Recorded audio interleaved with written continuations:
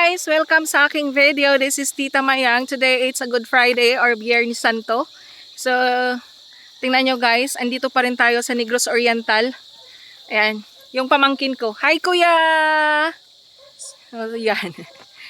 Yan ang kanilang kambing. O, ang daming kambing, di ba? So, andito tayo sa farm nila, ng kapatid ko. So, ngayon guys, walang gaanong ulan dito sa Negros. Ang nangyari, yung mga lupa dito, nagbiyak-biyak. So, ayan. Oo. Yan, hanggang doon. Nagbiyak-biyak yung mga lupa dito. At saka yung tubo, ayan, medyo ano siya, nalalaya. Hindi siya healthy or hindi siya mataba kasi wala pang fertilizer. Wala kasing ulan dito. So, sayang pag naglagay ng fertilizer tapos mainit, hindi siya natutunaw.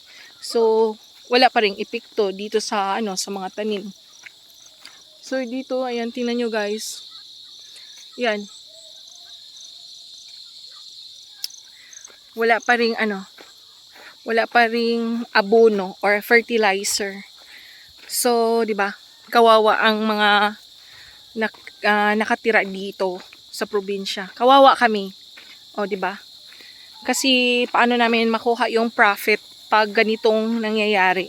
Pero good thing lang, yung tubo kasi, yun nagso-survive sa panahon ng tag-init. So, tingnan niyo guys, yung lupain. Yung lupa. Ayan. Nagbiyak-biyak yung mga lupa dahil sa tindi ng init dito sa Negros Oriental or dito sa location namin. O, di ba? So, yan po. Yan. Yan ang farm ng kapatid ko. Siya nag-cultivate dito. At yan ang bahay namin. Yung bahay ng mga parents namin na namayapa niya dito sa, sa mundo. O, diba? Hanggang doon, guys.